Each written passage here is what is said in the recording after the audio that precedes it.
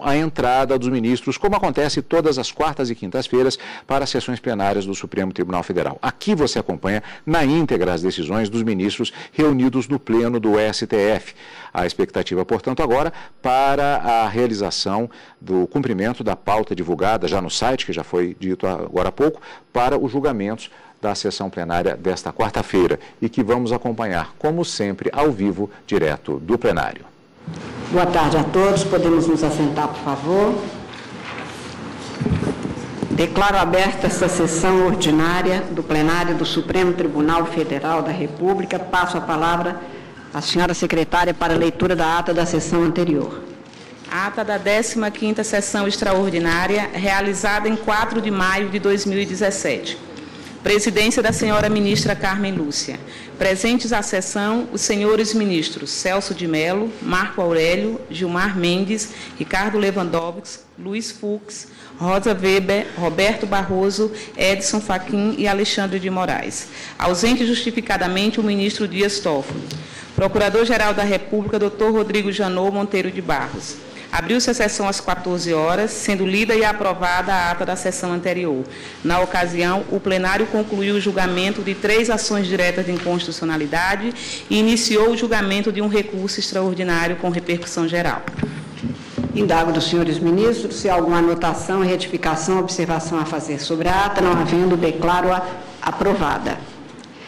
Senhores ministros, senhores advogados presentes, senhores servidores, informo a todos que estão presentes neste plenário os graduandos das seguintes instituições de ensino: Centro Universitário Alves Faria de Goiânia, Universidade Estácio de Sá de Nova Iguaçu e a Escola Comunitária de Campinas. Todos sintam-se muito bem-vindos, é uma honra tê-los conosco. Para continuidade de julgamento, apregou o recurso extraordinário 612-043, procedente do Paraná, relatado pelo ministro Marco Aurélio, sendo recorrente à Associação dos Servidores da Justiça Federal do Paraná e recorrida à União. Após o voto do ministro Marco Aurélio, na sessão da última quinta-feira, negando provimento ao recurso, houve a suspensão do julgamento para continuidade hoje. Indago ao ministro relator se gostaria de fazer observações até para tomar. Apenas para ressaltar os parâmetros objetivos do caso e também o parâmetro subjetivo. A ação ajuizada foi uma ação ordinária e não uma ação civil pública. Portanto, não estamos aqui a discutir a representação pela associação considerada ação civil pública, né? E o tribunal de origem, então, assentou que são beneficiários, em termos de representação, aqueles associados residentes no âmbito da jurisdição do órgão julgador que já o eram, ou seja, já aguardavam a qualificação de associados na data do ajuizamento. Pronunciei-me no voto, que não foi um voto muito longo, porque precisamos conciliar celeridade e conteúdo, né? Pronunciei-me no sentido do desprovimento do recurso, mas ressaltando esse dado.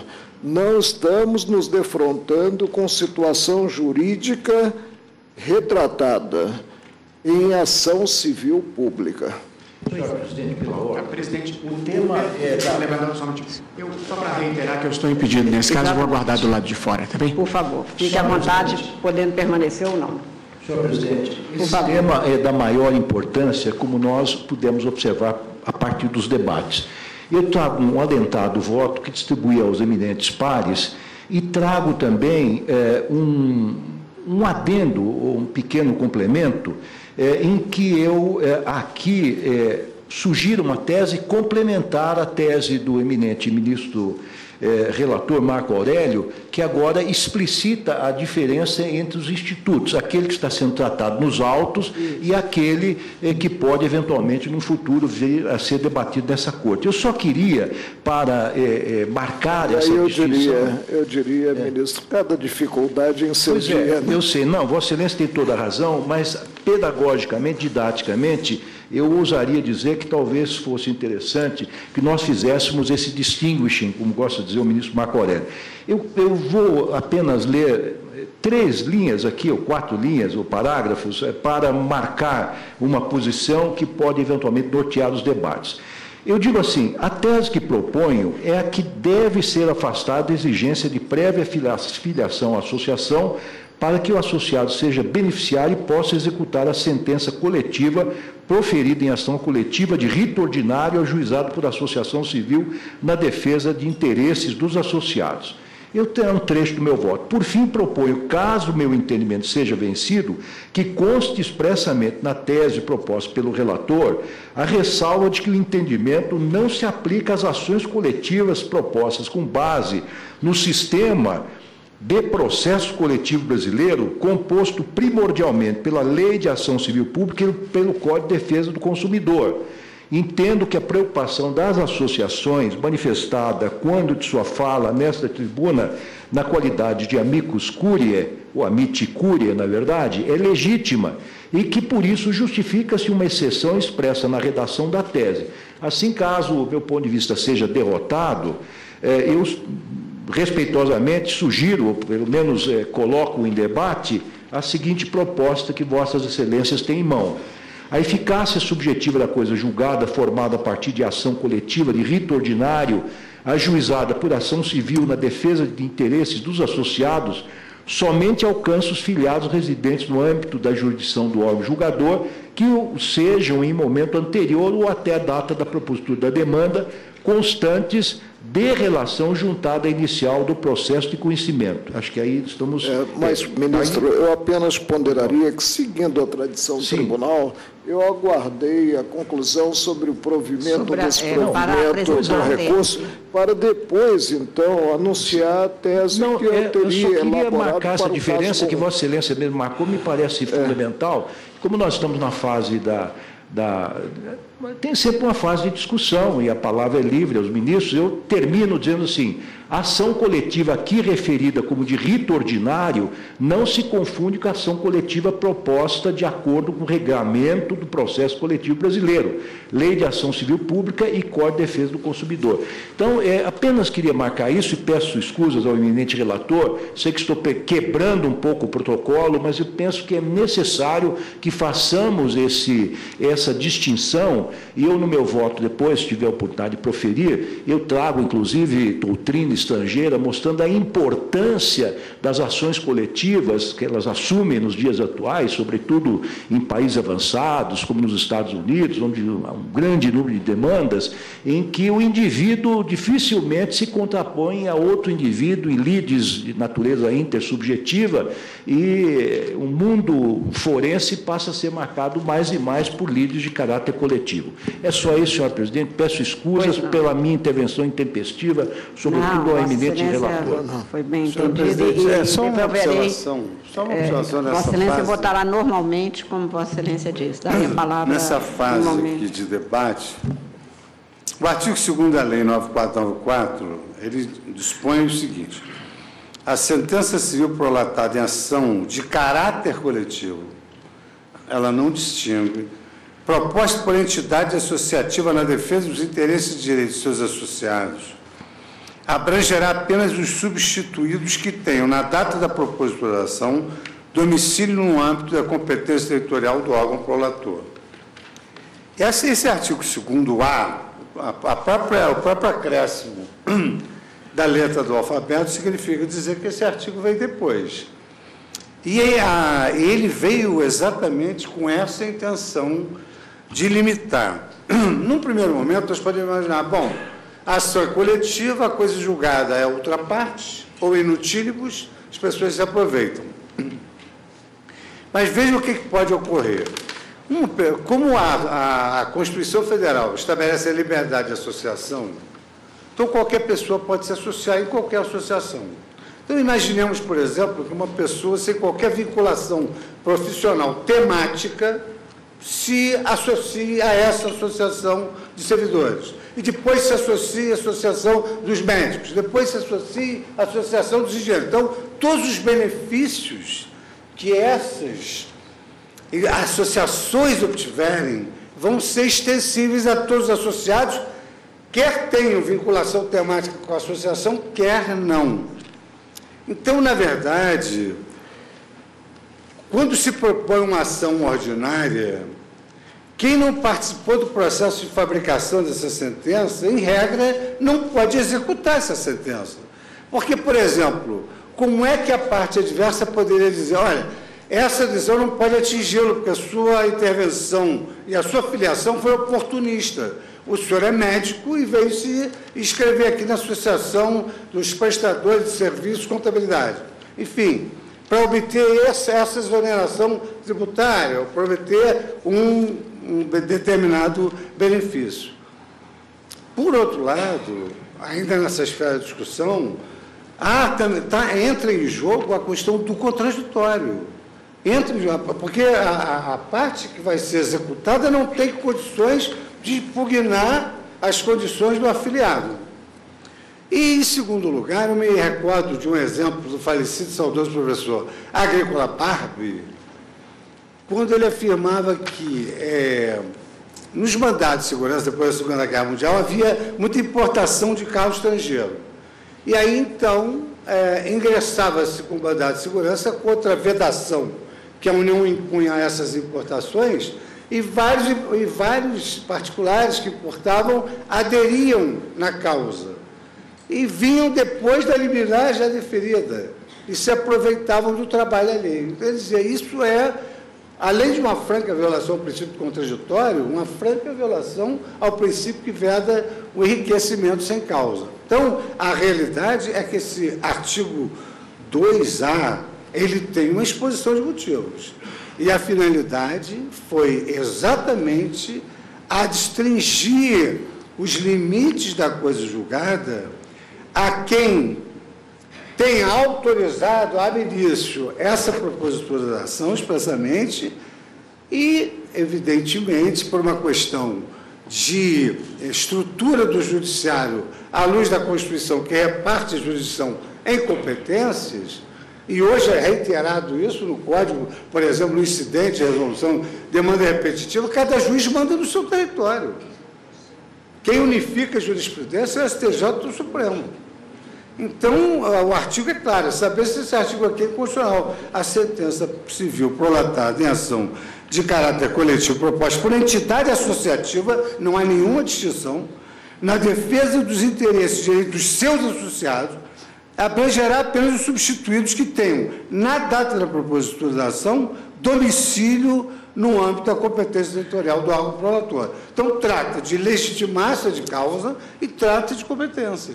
Então, nenhum juiz pode fazer valer a sua decisão em outro território, salvo se houver uma carta precatória, e nenhuma pessoa que não participou do processo de conhecimento pode executar uma sentença da qual ele não foi o destinatário e não sofreu a impugnação da sua qualificação jurídica no processo antecedente. Eu estou colocando essas questões, já que o ministro Lewandowski colocou, para que o debate, então, se faça da maneira mais com todo respeito à opinião do ministro Lewandowski.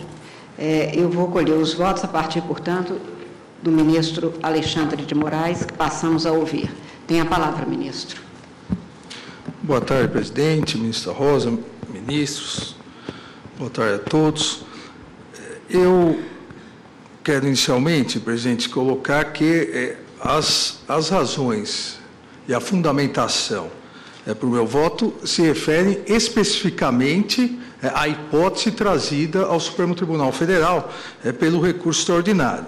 Interesses individuais homogêneos, ação coletiva com base, como o ministro relator colocou, em representação, não se tratando aqui, analisando a questão da diferença, até porque não foi objeto do recurso extraordinário, entre a representação processual e a substituição processual. Então, essa é uma primeira premissa que eu gostaria de deixar claro no meu voto. Uma segunda premissa importante é que estou seguindo o tema julgado recentemente aqui pela Corte, o tema 82, em relação a essa questão de representação, onde tomo a liberdade de ler a ementa do julgado que resolveu o tema 82, onde essa Corte disse que o disposto no artigo 5º, inciso 21 da Carta da República, encerra a representação específica, não alcançando previsão genérica do Estatuto da Associação a revelar a defesa dos interesses dos associados.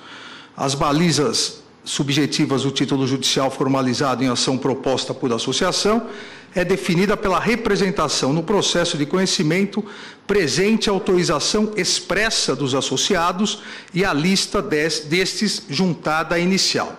Por que também coloco essa segunda premissa?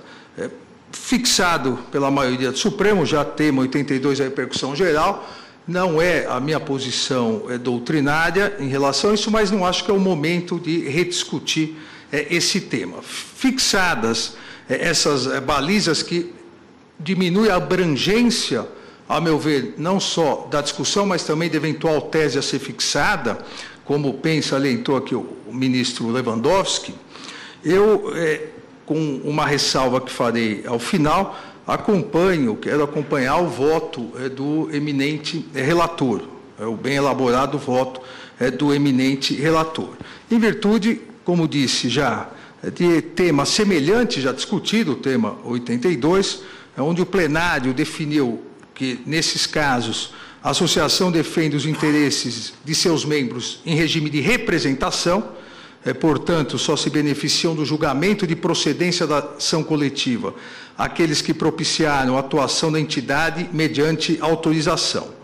Se essa autorização, como definido pelo Supremo, se exige por meio de documentos individuais subscritos pelos associados, esses, obviamente, é que poderão executar o título. Se dá por intermédio de assembleia, também é consequência lógica da decisão do Supremo Tribunal Federal, que só se credenciam a usufruir do título aqueles que eram, nessas hipóteses, como eu disse, interesses individuais homogêneos, ação coletiva, aquelas pessoas que eram filiados ao tempo da deliberação.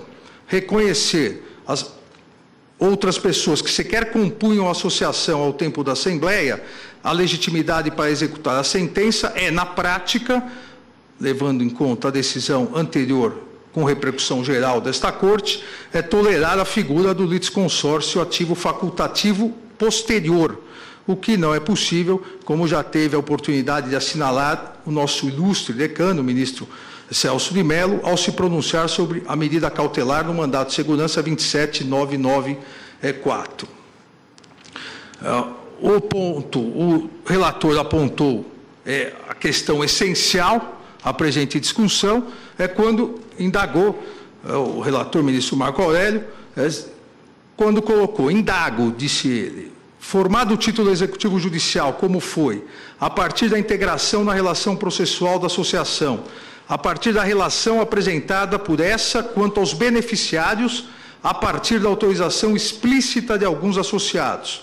É possível, posteriormente, ter-se, e aqui penso que os recorridos pegaram carona nesse título, a integração de outros beneficiários? Perguntou Sua Excelência. E respondeu, a resposta para mim é negativa. Primeiro porque quando a associação, atendendo ao disposto na carta, juntou as autorizações individuais, viabilizou a defesa da União, quanto àqueles que seriam beneficiários da parcela, e limitou até mesmo a representação que desagou, julgada a lide, no título executivo judicial. Na fase subsequente de realização desse título, não se pode incluir quem não autorizou inicialmente a associação a agir, e quem também não foi indicado como beneficiário, sob pena de, em relação a esses, não ter sido implementada pela ré, a União, a defesa respectiva, fecha aspas, e digo eu. Assim, é absolutamente legítima nos termos do que já fixou o Supremo Tribunal Federal, a exigência de que os exequentes do título coletivo demonstrem ter concorrido para a representação no momento da propositura da causa, se não por autorizações individuais, pela prova de que integravam a entidade quando ela deliberou em assembleia pelo ajuizamento da demanda. Em relação à harmonia do artigo 2A com o inciso 21 do artigo 5º, o Supremo Tribunal Federal já teve, essa Corte, a oportunidade de analisar em outros casos, essa questão sem afastar a constitucionalidade desse artigo. Eu cito aqui a manifestação do saudoso ministro Teori Zavascki, que colocava que, pois bem, se é indispensável para propor ação coletiva autorização expressa, a questão que se propõe é a que diz com o modo de autorizar expressamente, se por ato individual ou por decisão da Assembleia. Continua se referindo para essa questão da representação, para concluir que trata-se, como se percebe, de orientação afinada com os requisitos estabelecidos também no parágrafo único do artigo 2A da Lei 9.494, ou seja, mantendo aqui a lei, se não diretamente, mas mantendo e concluiu o ministro Teori, reafirma-se o entendimento da jurisprudência do Supremo, corroborada pelo parágrafo único do artigo 2º-A da Lei 9.494. E essa não foi a primeira vez que o plenário dessa Corte reconheceu a validade do artigo 2A. Também no exame da ação originária 152, relator ministro Carlos Veloso, o eminente ministro Sepúlveda Pertence registrou importante posição para o que ora está sendo julgado. Disse o ministro Sepúlveda Pertence, em síntese, no caso presente, como em outras hipóteses que tais, estou em que a legitimação da entidade por força da deliberação da Assembleia Geral resulta, de um lado, de compreender-se o seu objeto nas finalidades estatutárias da associação, somado em relação a cada um deles do ato voluntário de filiação do associado, que envolve a adesão dos respectivos estatutos. E continua dizendo, é de notar que esse entendimento, a suficiência para os fins do artigo 5º, 21 da Constituição Federal, dá autorização específica para a demanda por deliberação de Assembleia Geral. Vem de ser adotado por ato com força de lei, que era a então medida provisória 1798 de 99, que criou o artigo 2A e se converteu posteriormente em lei. Posteriormente ainda, o plenário, analisando a constitucionalidade do artigo 3º da medida provisória 1570 de 97, que se converteu no artigo 16 da Lei da Ação Civil Pública, também não afastou a constitucionalidade dessa ideia de representação de beneficiários e de competência territorial. Dessa forma, presidente, ministro, para não me alongar, entendo que nessa hipótese de interesses individuais homogêneos, de ação coletiva, em virtude do posicionamento já fixado pelo Supremo Tribunal Federal na tese, no tema 82 de repercussão geral a que já me referi, nessa hipótese devem poder executar o título aqueles que deram autorização, que já se encontravam na associação. Agora, eu faço uma ressalva aqui, eu coloco aqui uma reflexão, a questão da interpretação, não declaro, entendo que não é o caso de declarar em relação a essa hipótese, a inconstitucionalidade de parte do artigo 2A, mas acho importante que se dê aqui uma interpretação mais abrangente a seguinte parte do artigo 2A, que diz: a sentença civil prolatada em ação de caráter coletivo proposta por entidade associativa na defesa dos interesses e direitos dos seus associados abrangerá apenas os substituídos que tenham, na data da propositura da ação, e agora, exatamente a questão que coloco, domicílio no âmbito da competência territorial do órgão prolator. Essa questão do domicílio no âmbito da competência territorial do órgão prolator, entendo eu, que deve ser interpretada como competência territorial final da jurisdição, seja estadual ou seja federal. Ou seja, a competência territorial do tribunal, seja o Tribunal de Justiça, seja o Tribunal Regional Federal, pela seguinte questão. Não há lógica... Você me permite, por favor. Na verdade, é uma dúvida. A Justiça Federal tem limites territoriais? Sim, na questão de jurisdição, sim, porque nós são 5 tribunais regionais federais.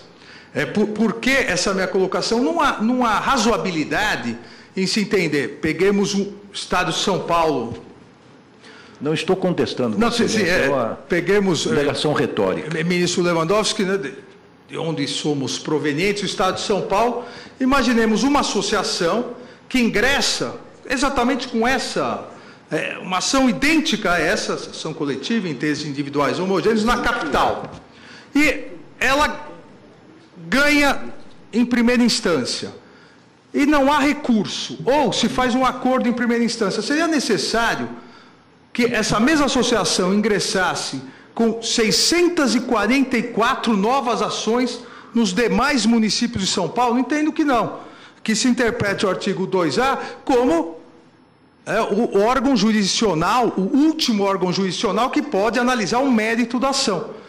Exatamente para evitar uma multiplicidade. Mesma questão, o Tribunal Regional Federal da 4ª Região, se não houvesse recurso, se há um acordo nessa ação de interesses individuais homogêneos, deve abranger os 3 estados, a região.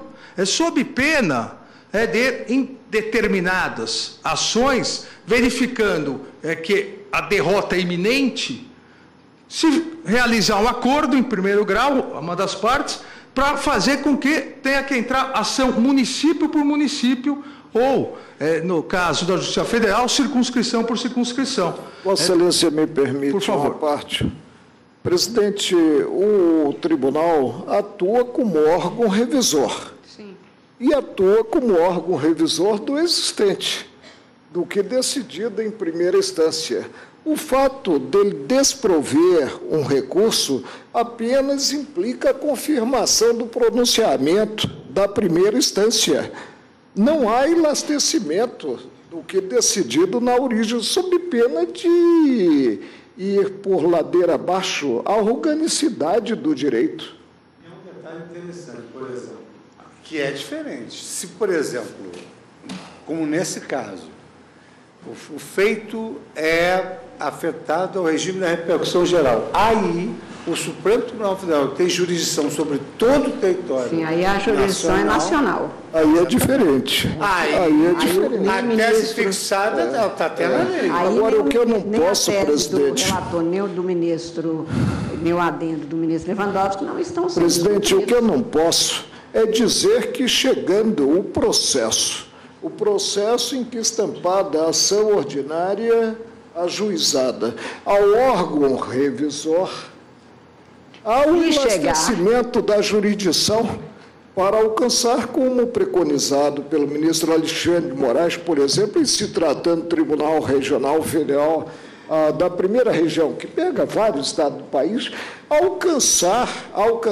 portanto, representados que não foram em primeira instância. Não, ministro, não foi isso, perdão, não é isso que eu estou afirmando, porque são requisitos diversos. Então estamos de acordo. Não, vamos ver agora, são requisitos diversos.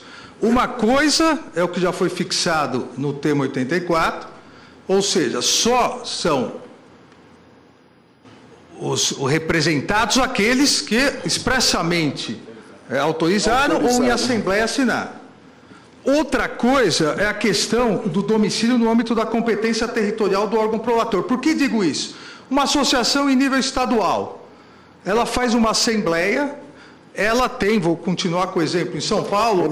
Ministro, aí vamos precisar deslocar a competência... Não. a competência originária para o tribunal. Não, porque o tribunal ministro, acabará proferindo uma decisão sob o ângulo da relação subjetiva do processo, uma decisão muito mais extensa do que a decisão revista, e talvez confirmada. Não, na verdade não, ministro Marco Aurélio. Isso ocorre diuturnamente, ações coletivas, direitos individuais homogêneos.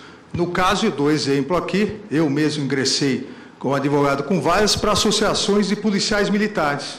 São interesses individuais homogêneos, ação coletiva. Há policiais militares que dão autorização nos 645 municípios e se ingressa na capital. Ora, se ingressa na capital, somente os policiais militares da capital vão poder executar, mesmo os dos outros 645 municípios tendo autorizado. Aí que entra a incongruência entre a questão do artigo 2A, exigir prévia autorização, associação, se tem prévia autorização de pessoas de vários municípios, entra num único município e não vai estender aos demais.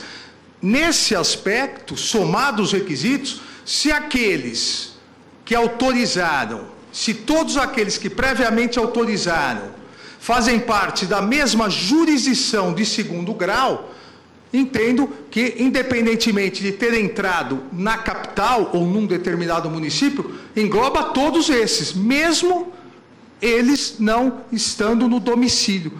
Porque senão nós vamos aqui exigir que cada associação entre com uma ação idêntica em cada município, porque tem associados nesses municípios. Ao invés de uma ação, teremos centenas de ações. Não me parece lógico. Nós não estamos ampliando. Sua Excelência, o ministro Marco Aurélio disse a questão da primeira região. Se uma associação tem representantes em todas as regiões e esses autorizaram, eles, desde o início, compõem a relação processual como representados. Se eles autorizaram, uma vez que se dê a decisão do juiz de primeiro grau da Justiça Federal aqui em Brasília, por que eles não podem ser alcançados? Eles autorizaram, a União teve a possibilidade do contraditório, teve a possibilidade de impugnação desses casos. Agora, não seria razoável exigir que se estenda para cada associado ou para cada grupo de associados uma nova ação, simplesmente porque eles estão fora do domicílio.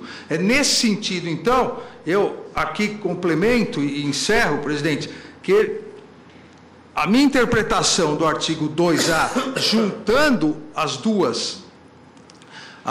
dois requisitos, e o primeiro requisito é um freio para o segundo, obviamente, se a posição fosse da possibilidade de associados a posteriori, da possibilidade de agrupamento de associados após verificar o ganho da ação, é uma coisa. Agora, todos eles já estão prefixados, vamos dizer assim.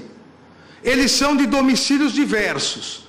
A associação tem sede no município, entrou com ação naquele município. Olha, não há lógica em não se estender a todos os beneficiários, mesmo que não no domicílio do órgão prolator, quando for de primeira instância. Até porque, se for para o tribunal e mantiver essa decisão, aí vale para todos. Olha, se fizer um acordo em primeira instância, por que não valer? Então, nesse sentido, é a minha proposta de adição ao voto do eminente ministro relator.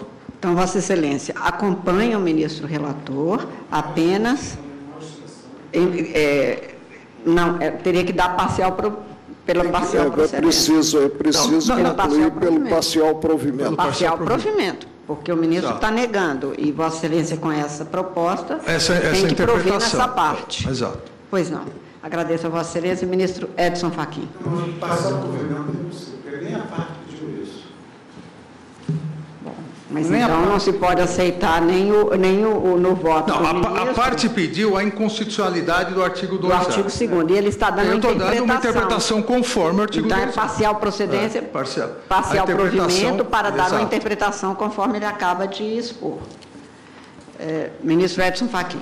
Senhora presidente, eminentes pares, antes de expor à vista do ponto que vejo o tema, me permito, inicialmente, se o ministro Ricardo Lewandowski assim também entender, verificar com Sua Excelência, que fez a primeira intervenção na sessão de hoje, se Vossa Excelência está, na conclusão, acompanhando ou divergindo do ministro Marco Aurélio, porque o ministro Marco Aurélio nega provimento ao recurso. E gostaria apenas de explicitar se nessa conclusão Vossa Excelência vai ou não nessa direção. Eis que a tese que Vossa Excelência propõe parece-me projetar-se em sentido diverso. Exatamente. Daquele esposado pelo ministro relator. Não, ministro, a única distinção, pelo que eu percebi, eu não tive a oportunidade de ler todo o voto do ministro Ricardo Lewandowski, mas apenas a tese sugerida por ele. A única distinção, considerada a tese em si e o que proporei, diz respeito à ressalva, que não faço. Não faço na tese, mas faço no corpo do voto. Ou seja, a controvérsia dirimida pelo Supremo não abrange situações que envolvam ação civil pública. Eu, a princípio, pelo encaminhamento do meu voto, eu estaria dando provimento, mas vencido eu faria um adendo. Ministro Lewandowski, só para dizer que o ministro Lewandowski lançou algumas bases da discussão, eu vou dar a palavra a ele para o voto, que é um voto alentado. Se Vossa Excelência houver se os meus colegas talvez se o ministro quiser antecipar... Na verdade, creio que isso contribuiria para o debate, porque... até para os votos anteriores. A indagação que eu fiz, vem na sequência. A rigor, colhe a sua premissa, mas que ela se projeta na conclusão. E essa conclusão, em meu modo de ver, passa pela definição do que é, quiçá, o nó mais concreto, verticalizado, que entendo que o ministro relator, o eminente ministro Marco Aurélio, desatou num dado sentido, de saber se, nesta hipótese, os associados que poderão ser beneficiados pela execução devem estar filiados à associação na data da propositura ou não. Sim. De modo que, como tenho uma posição sobre isso que gostaria de trazer ao colegiado, eu estou tomando a liberdade de, como Vossa Excelência apresentou a tese, mas, na verdade, que se projeta sobre a conclusão, se Vossa Excelência apresentar o voto, certamente será Vossa Excelência estiver de acordo com todo... Eu, na verdade, fiz apenas um estudo para balizar se Vossa Excelência quiser, eu acho que seria mesmo bom até para os votos que vêm na sequência. Eu agradeço, e eu, inclusive, eu formularei um voto coerente com uma posição anterior tomada. Pois não. Não, eu só gostaria que Vossa Excelência fizesse esse discrimen para nós podermos saber exatamente o que estamos votando. Porque uma ação, ela é proposta em litisconsórcio multitudinário, são vários litisconsórcios, ou uma ação, ela é coletiva. A ação civil coletiva, ela tem o nome hoje de ação civil pública, que é a ação civil pública para a defesa de interesses individuais homogêneos, ações coletivas, ação civil pública para a defesa de interesses coletivos e ações civis para a proteção... Eu acho que no meu voto isso ficará esclarecido, ministro. Então, ministro, Vossa Excelência tem a palavra para antecipação. Eu agradeço, senhor presidente. Bom, então eu vou procurar abreviar o mais possível. Eu digo que se discute nesses autos a constitucionalidade do artigo 2º da Lei 9.494/97, assim redigido, todos nós sabemos qual é a sua dicção. Aí digo que o Tribunal Regional Federal da 4ª Região, ao apreciar o agravo de instrumento número tal, assentou ser cabível a exigência para fins de execução de uma sentença proferida em ação coletiva de comprovação da filiação do substituído em momento anterior ou até a data da propositura da referida ação. Exatamente na tese agora defendida pelo eminente ministro relator. Transcrevo aqui um trecho que elucida isso da decisão do Tribunal ACO. O eminente ministro Marco Aurélio, ao admitir a repercussão geral, consignou o seguinte: cumpre definir o alcance da representatividade da associação, ou seja, se são beneficiários da sentença proferida somente aqueles que estavam filiados à data da propositura da ação ou também os que, no decorrer desta, chegaram a tal qualidade. Aí, na sequência, o Procurador-Geral da República apresentou um parecer sustentando que, nos termos do artigo 5º, inciso 21 da Constituição Federal, a associação não defende direito próprio, mas coletivo de seus associados. Daí infere-se que, uma vez filiado, ainda que a posteriori, os efeitos do decisam ocorrendo identidade de fato e pedido, o alcançará, seja para o bônus quanto para os ônus, impedindo que se discuta a justiça da decisão. Portanto, o Ministério Público está numa situação contrária, evidentemente é o tribunal que julgará, mas a opinião do parquet é em sentido contrário. Finalmente, em seu voto, o ministro Marco Aurélio propôs a seguinte tese, que ele acabou de enunciar, peço vênia para não repetir. Feito esse brevíssimo relatório... A tese eu ainda não procedi à leitura. Perdão, mas Vossa Excelência deve ter tido acesso ao meu voto depois de proferido, mas a tese eu não cheguei a ler. Então me abstenho de ler? Eu posso ler? Não, eu me abstenho de ler, então. Não, Vossa Excelência poupa as minhas cordas vocais. Não, eu pode não usar tanto, mas se Sua Excelência está me dando essa oportunidade, mas é importante porque, na verdade, Sua Excelência já enunciou praticamente a tese ao veicular o seu voto. Diz o ministro Marco Aurélio, em sua tese...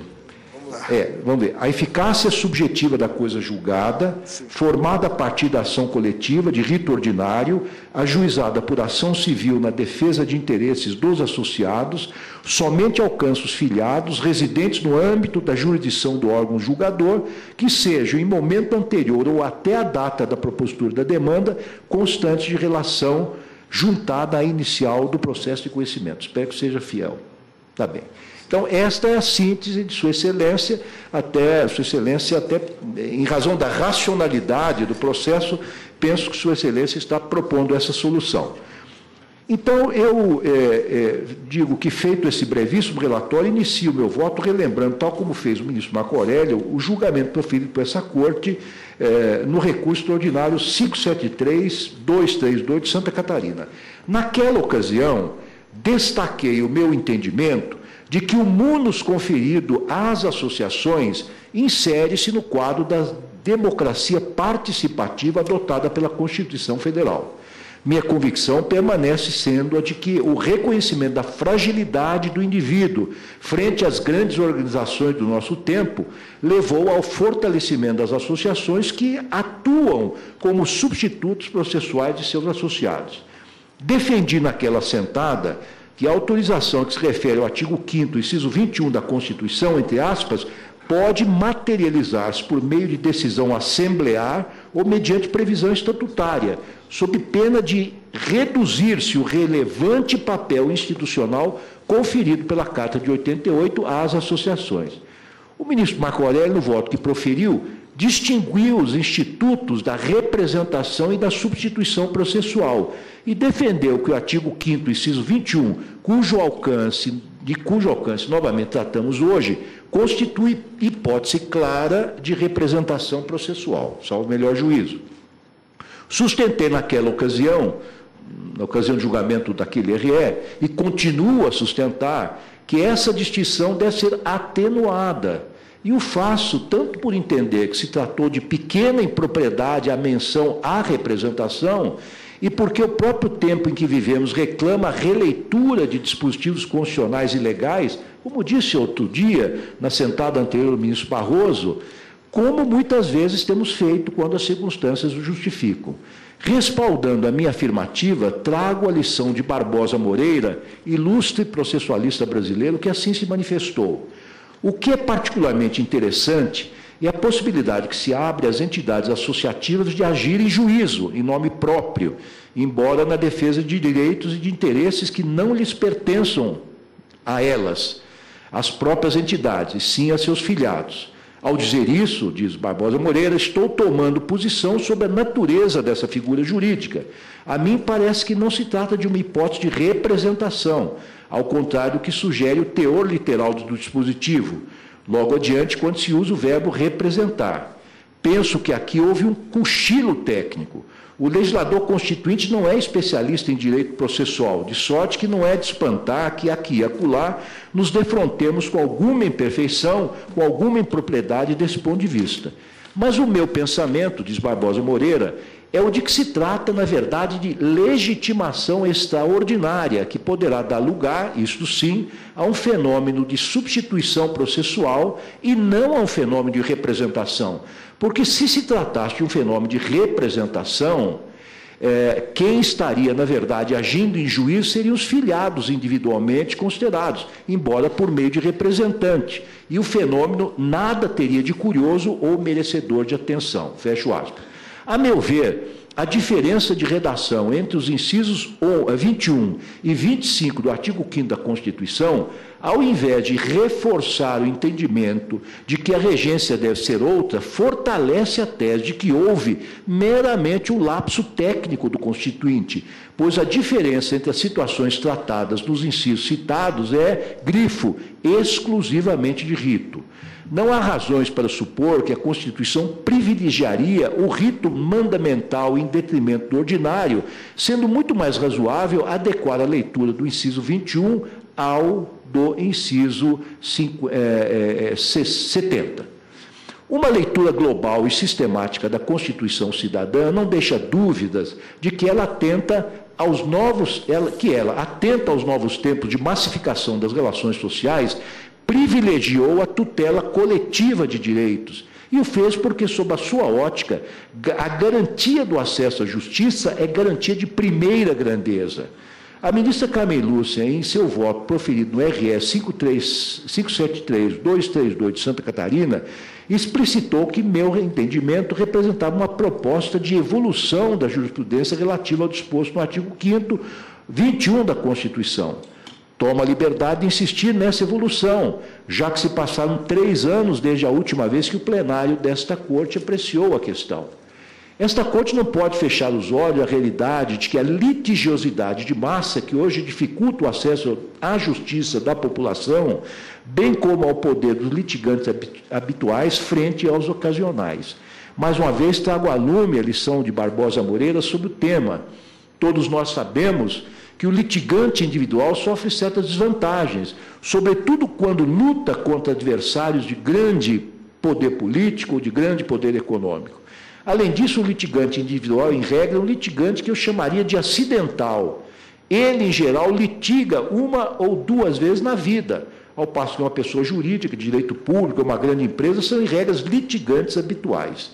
Tem um grande número de processos, participam de uma imensa quantidade de litígios judiciais e, com isso, naturalmente, se beneficiam da experiência, têm seus fichários de jurisprudência, têm seus repositórios, têm suas bibliotecas, tem uma porção de pessoas que se conjugam, que trabalham em colaboração para colher elementos, para reunir subsídios. É evidente que tudo isso representa vantagem. Ora, grifando, a frase de Barbosa Moreira, ora, quando afirmamos o princípio da igualdade das partes do processo, na verdade devemos estar afirmando algo mais do que uma simples equiparação formal. Nós hoje não podemos mais contentarmos com as declarações de direitos postas em plano puramente formal, as mesmas oportunidades formalmente consideradas, as mesmas chances formalmente consideradas, os mesmos riscos formalmente considerados, quando sabemos que a vida não é assim.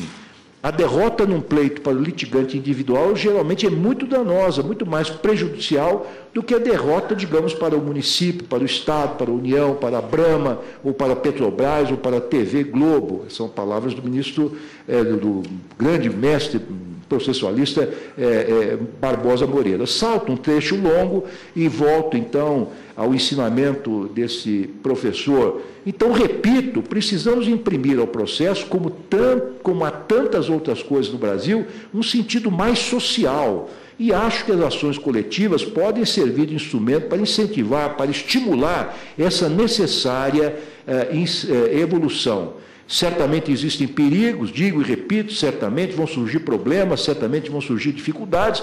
Onde é que não tem problemas? Onde é que não há perigo? Viver é muito perigoso, dizia o jagunço Riobaldo no romance Grande Sertão Veredas. A cada momento estamos a defrontarmos com riscos enormes e cada escolha, cada pequenina escolha que fazemos na nossa vida está cheia de riscos.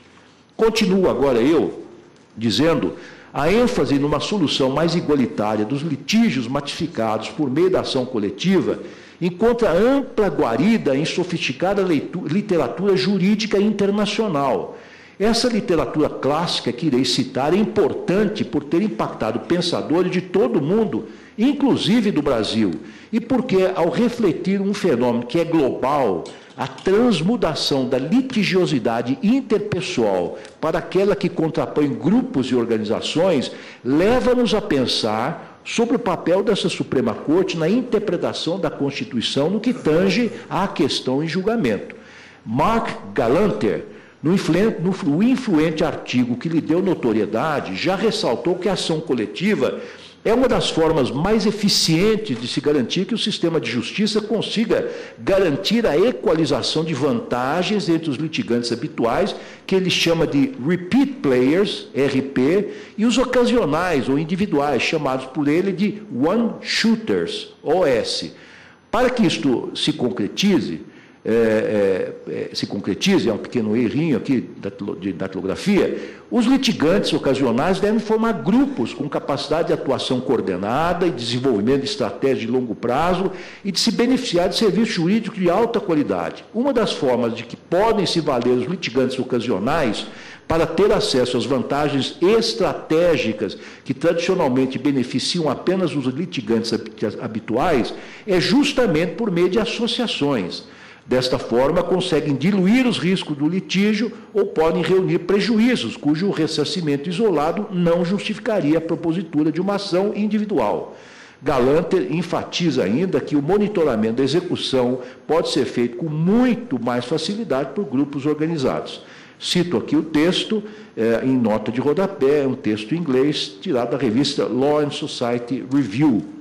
Da mesma forma, Adam Chase, ao chamar a atenção para o novo tipo de litígio que se consagrou na sociedade contemporânea, que contrapõe grupos sociais a grandes organizações, enfatizou o papel da ação coletiva como forma mais adequada de lidar com a litigiosidade. O notável professor de Direito de Harvard, a importância crescente da ação coletiva decorre da compreensão de que as relações sociais dos cidadãos são atualmente conduzidas de forma burocratizada por grandes autores. Aqui eu cito o trecho de um artigo publicado na Harvard Law Review. À vista dessa nossa nova realidade em que vivemos, este Supremo Tribunal Federal, sob a presidência do ministro Gilmar Mendes, aderiu ao segundo pacto republicano de Estado por um sistema de justiça mais acessível, ágil e efetivo, no qual, como forma de garantia do acesso à justiça, previu-se, entre aspas, seu pacto republicano firmado pelo ministro Gilmar Mendes com os demais poderes. Item 3.2. A revisão da Lei de Ação Civil Pública de forma a instituir um sistema único coletivo que priorize e discipline a ação coletiva para a tutela de interesses ou direitos difusos, coletivos e individuais, homogêneos, objetivando a racionalização do processo e julgamento dos conflitos de massa. Por tudo o que foi dito, peço vênia para insistir na tese de que devemos dar o máximo alcance à atuação representativa das associações na defesa de direitos. Não julgo adequado exigir que cada cidadão tenha que promover individualmente sua ação, fechando os olhos para o contexto social descrito e para sua fragilidade perante a parte contrária. Considero importante trazer essa discussão à tona novamente, porque no recurso extraordinário 573-232 de Santa Catarina, o caso concreto havia sido de ingresso de associação com base em autorizações individuais expressas. E essa circunstância fática teve especial impacto no resultado do julgamento do caso. No entanto, o plenário do Supremo Tribunal Federal admitiu expressamente, naquela ocasião, a autorização em assembleia para o ingresso com a ação. O presente caso, no qual se busca a formulação de uma tese relativa ao artigo 2º-A da Lei 9.494/97, permite uma discussão mais aprofundada do teor do artigo 5º, inciso 21 da Constituição. Peço vênia para transcrever esse dispositivo, que diz o seguinte: as entidades associativas, quando expressamente autorizadas, têm legitimidade para representar seus filiados judicial ou extrajudicialmente. Como se vê, a redação, ainda que se entenda que o artigo se refere apenas à representação processual, não restringe a garantia constitucional nem à data de filiação, nem ao local de domicílio do associado. A lei não pode limitar uma garantia constitucional ligada ao princípio do acesso à justiça, de forma desnecessária, data vênia, sem razoabilidade, com devido respeito, como se vê aqui. A Lei 9.494/97 teve por finalidade enfraquecer o processo coletivo, restringindo indevidamente o seu alcance. Porém, diante não só da redação literal do artigo 5º, inciso 21 da Constituição Federal, que tem um núcleo essencial que a Lei 9.494/97 não poderia ter restringido, mas também do princípio do acesso à justiça, a restrição, a meu ver, deve ser julgada inconstitucional. Nesse ponto, cabe relembrar que a Lei 9.494 foi a mesma que modificou em seu artigo 2º a redação do artigo 16 da Lei da Ação Civil Pública, restringindo significativamente a ação coletiva, o alcance da ação coletiva. Esse dispositivo foi objeto de impugnação julgada sob a forma de recurso repetitivo, recentemente no Superior Tribunal de Justiça, RESP número tal, em que ficou devidamente assentada a evolução jurisprudencial em prol de um maior acesso à justiça, entre aspas. A antiga jurisprudência do STJ, segundo a qual a eficácia erga omnes circunscreve-se aos limites da jurisdição do tribunal competente para julgar o recurso ordinário, em hora mais que ansiada pela sociedade e pela comunidade jurídica, deve ser revista para atender ao real e legítimo propósito das ações coletivas, que é viabilizar um comando judicial célere e uniforme em atenção à extensão do interesse meta-individual objetivado na lide. Nesse julgamento, da mesma forma, a exigência de domicílio do afiliado no âmbito da competência territorial do órgão prolator, constante do artigo 2º-A da Lei 9.494, deve ser afastada, uma vez que a eficácia subjetiva da coisa julgada não se vincula à competência territorial do órgão prolator, como, aliás, fez notar o STJ no acórdão supracitado.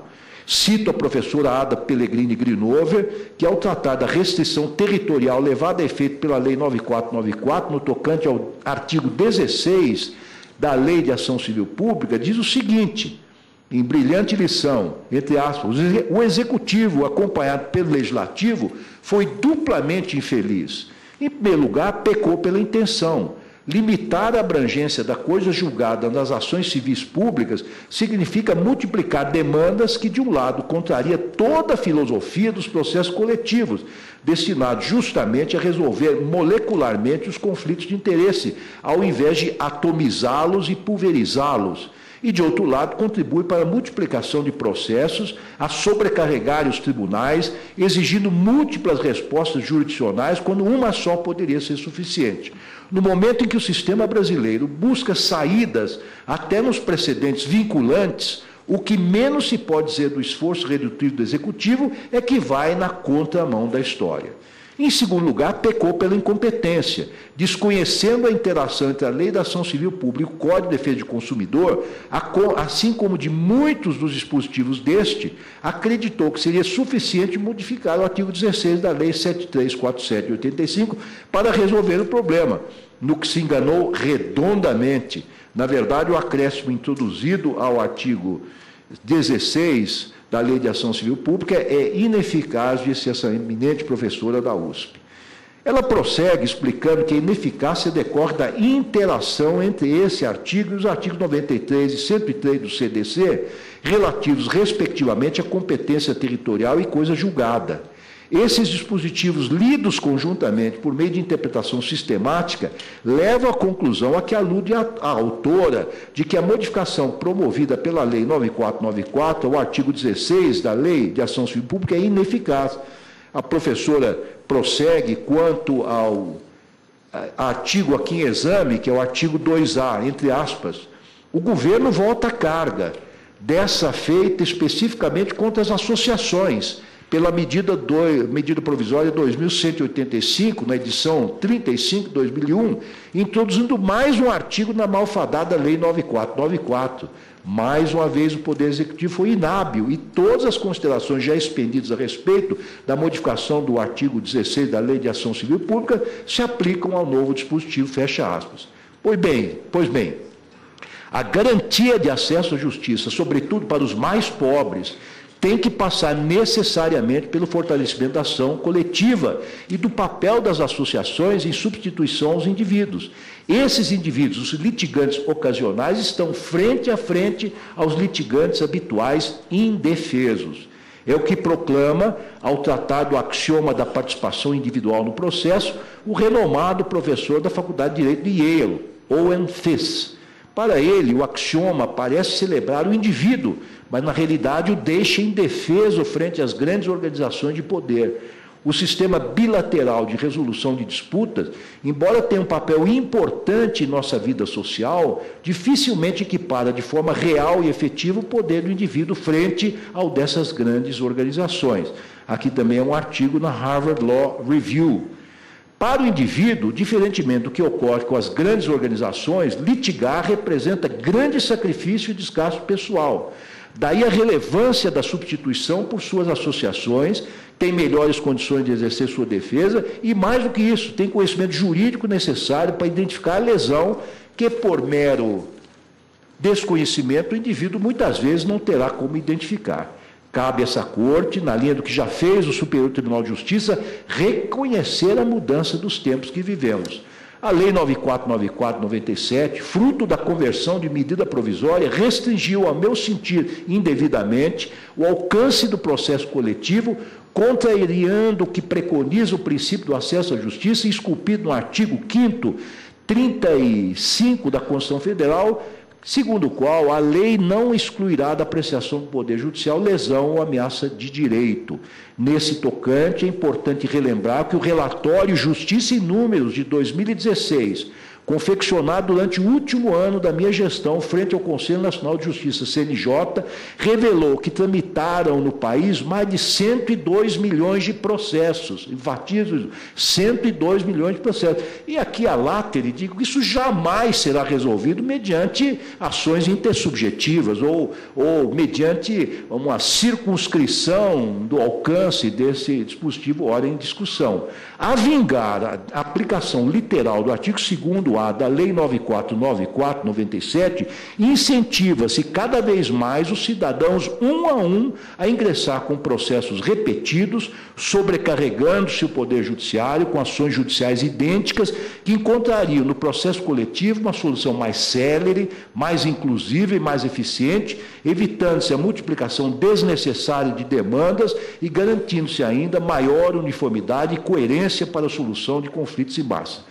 Respeitada ainda a convicção do relator acerca de que tal requisito se presta à observância do princípio do devido legal, do princípio do devido processo legal, já afirmei e reitero aqui que o exercício da ampla defesa será igualmente privilegiado se adotado o entendimento ora exposto. Isto por duas razões.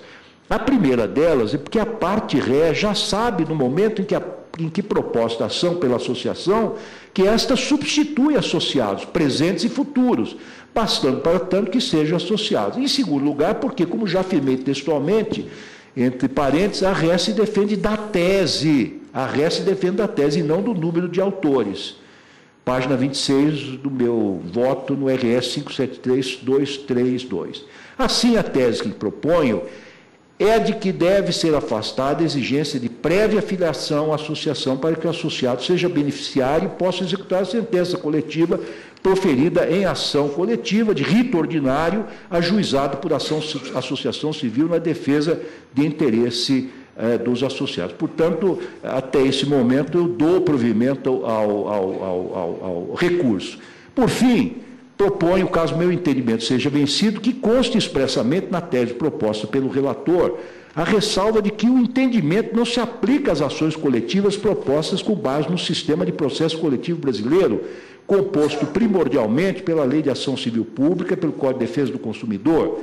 Entendo que a preocupação das associações manifestadas quando sua fala na qualidade de amici curiae é legítima e que, por isso, justifica-se uma exceção expressa na redação da tese. Assim, em caso de derrota, no meu entendimento, sugiro que, além de se adotar a tese do eminente relator, se acresça a título didático, pedagógico, a seguinte frase: a ação coletiva aqui referida, como de rito ordinário, não se confunde com a ação coletiva proposta de acordo com o regramento do processo coletivo brasileiro, Lei de Ação Civil Pública e Código de Defesa do Consumidor. Senhor presidente, eminente relator, senhores ministros, senhora ministra, eu peço escusas pelo longo voto, mas meu voto é uma homenagem ao voto do ministro relator, que se debruçou profundamente sobre essa tese, e eu não poderia, portanto, para rebatê-la, trazer voto sem menor... A essa altura eu concluiria que a relatoria estaria em melhores mãos com Vossa Excelência. Não, Vossa Excelência trouxe um voto brilhante e eu ousei me contrapor também, fazendo a devida lição de casa, ministro Marco Aurélio. Pois não, então o ministro Lewandowski diverge para prover o recurso. A parte da tese, ministro Fachin, como disse e acaba de ler, Sua Excelência, se não prevalecer a posição por ele defendida, é que ele, então, agregaria, proporia um dado a mais na tese apresentada. Mas, como nós estamos em fase de tomada de voto sobre o mérito, o ministro Ricardo Lewandowski diverge para prover o recurso.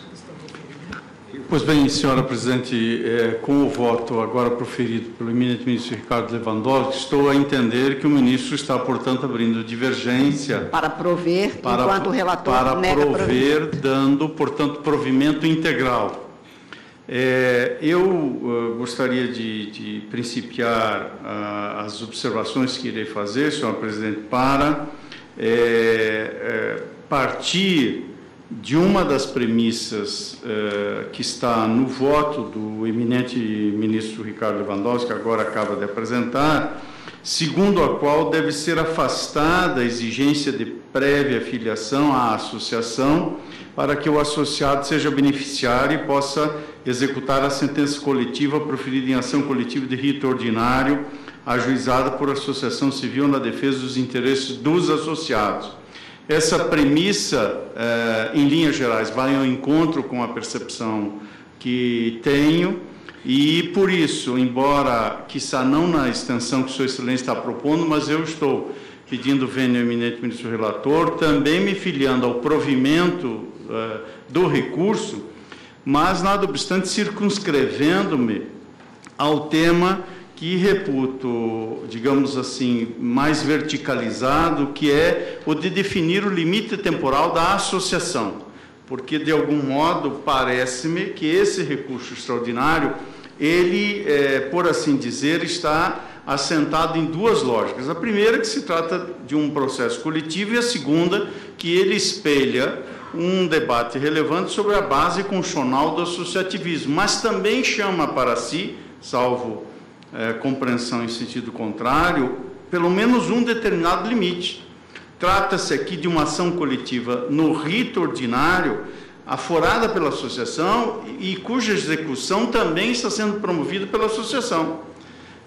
Pelo menos do exame que fiz, pude, portanto, depreender esta circunstância, razão pela qual, procurando conjugar a realização, digamos, de um desate que seja justo e cuidadoso ao caso concreto, mas que também atenda um conjunto de premissas desse associativismo e seus próprios limites nos termos da Constituição, não avançaria numa dimensão mais elasticida, como foi, com toda a coerência, o voto do eminente ministro Ricardo Lewandowski. Por isso, embora acompanhando a divergência, e nisso peço vênia ao eminente relator, a proposição que faço ao colegiado de dar provimento parcial ao recurso, por isso também ouvi o voto do ministro Alexandre Moraes, mas o eventual provimento parcial parece-me que seria em outra direção,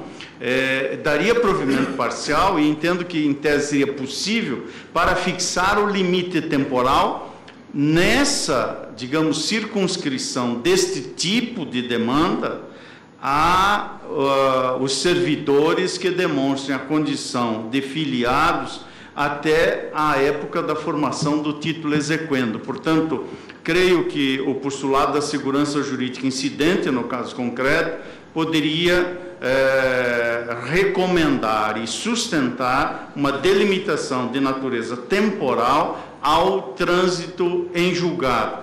E, portanto, nesta medida não avançaria mais, mas o provimento seria parcial, porque, a rigor, a pretensão que está explícita ou implicitamente veiculada nesse recurso extraordinário é de contemplar os associados, independentemente da data de associação. E, portanto, ainda que eu esteja sugerindo que são meio termo, mas foi a conclusão que cheguei, que estava na minha declaração de voto, mas que, nas suas premissas, é em tudo coerente com as premissas das quais partiu o eminente ministro Ricardo Lewandowski. Portanto, eu estou acompanhando a divergência, embora em menor extensão na conclusão. É como voto. 4 votos e 4 posições, portanto. O relator nega provimento, o ministro Lewandowski provê, o ministro Alexandre de Moraes provê parcialmente para circunscrever, dar interpretação conforme quanto à circunscrição, e o ministro Edson Fachin provê parcialmente para fixar o limite temporal e aí com os consectários acaba. Então, cada qual dos votos tem um conteúdo e uma conclusão. Mas, enfim, agora ouvimos o quinto voto. Quer dizer, a lei estabelece que tem de haver uma filiação prévia para poder executar. O ministro Marco Aurélio segue o artigo da lei que diz que a autorização prévia, como o próprio nome indica, tem que ser anterior à propositura da ação. Vossa Excelência entende. Até para o acionado, considerada a lista que deve ser juntada à inicial, saber do que deve se defender.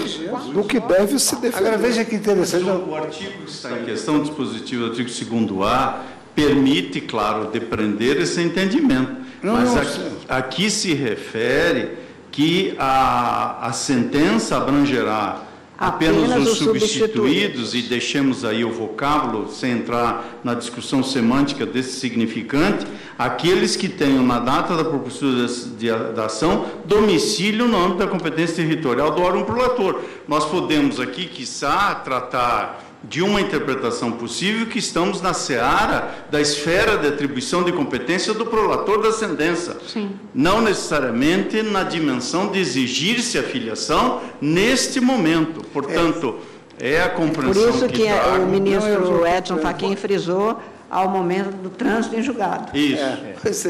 Então, por isso é que são 4 votos e 4 posições. O problema que eu estou vendo aqui é o seguinte...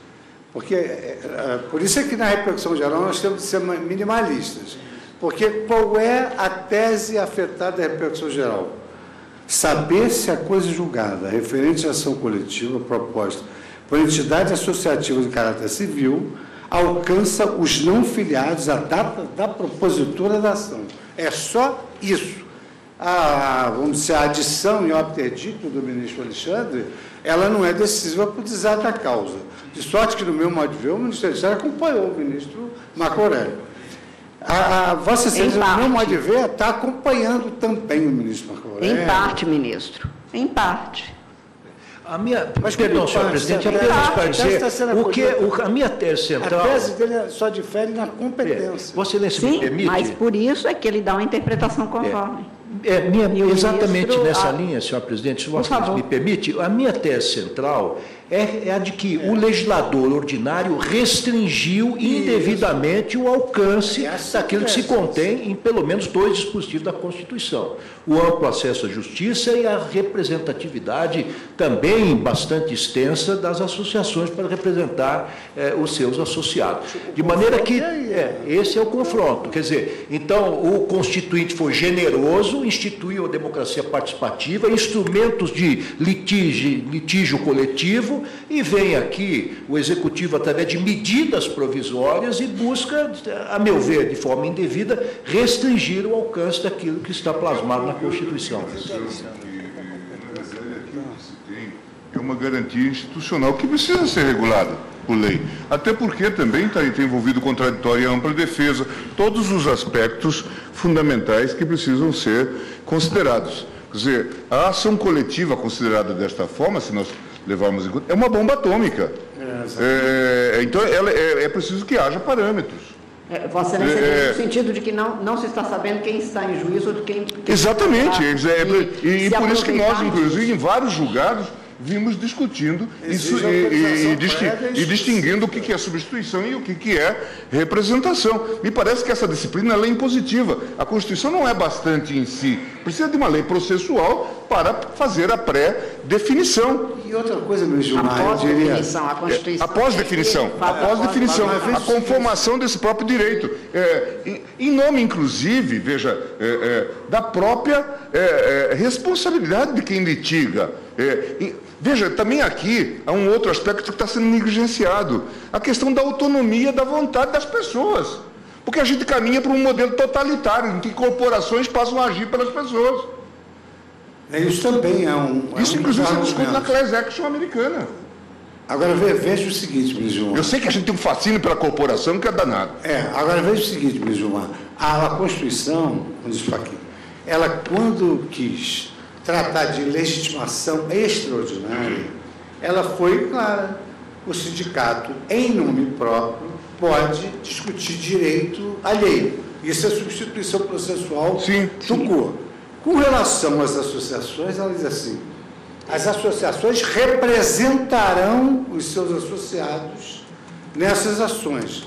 E aí vem, então, a jurisprudência do Supremo, se não me recordo se a Constituição fala isso, mas a jurisprudência do Supremo estabeleceu, olha, na representação, a parte não é o representante, a parte é o representado.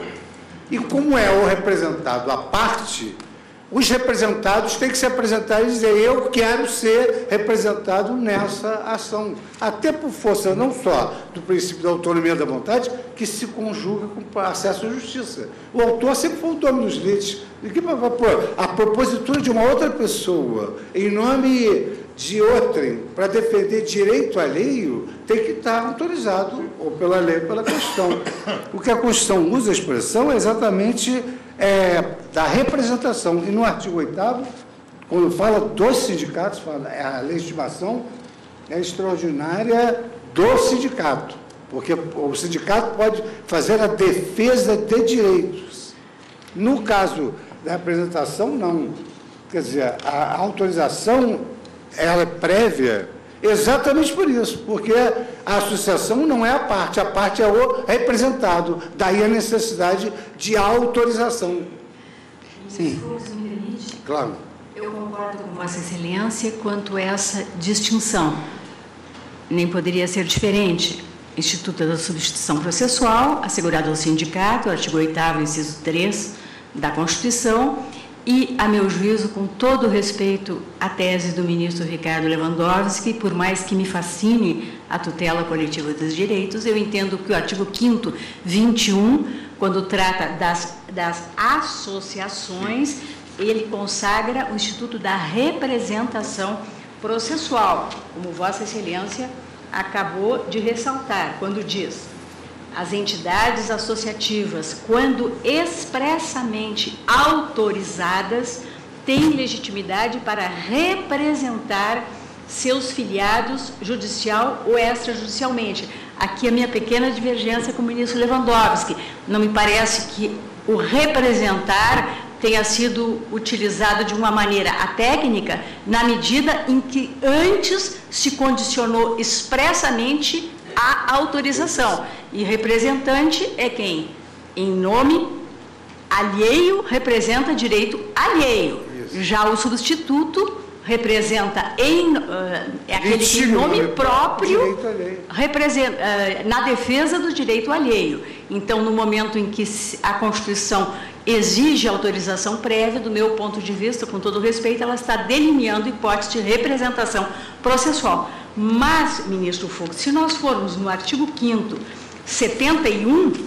70, também citado no voto do ministro Lewandowski, a linha B, nós vamos ver que para o mandado de segurança coletivo, no mandado, ou mandado de segurança coletivo, pode ser impetrado por B, organização sindical, entidade de classe ou associação legalmente constituída e em funcionamento há pelo menos 1 ano, em defesa dos interesses de seus membros ou associados. Entendo que aí é uma hipótese de substituição, se puder assim falar, na ação mandamental, na mesma linha do Código de Defesa do Consumidor, no artigo 81 e 82, quando expressamente prevê a possibilidade da defesa, da tutela coletiva, e no caso, inclusive, que é o dos autos de interesses homogêneos, individuais homogêneos, prevê expressamente a possibilidade de que se faça por associação. Então, há uma legitimidade das associações para as ações coletivas. Por isso é que eu ousei dizer, se vencido, e já imaginava ser vencido, porque minha tese reflete, talvez, convicções um pouco mais amplas, inclusive relacionadas ao papel das associações, numa democracia representativa e tal. Vencido, eu adoto a tese do ministro relator, só que penso que seria oportuno fazermos agora exatamente essas distinções que Vossa Excelência está trazendo.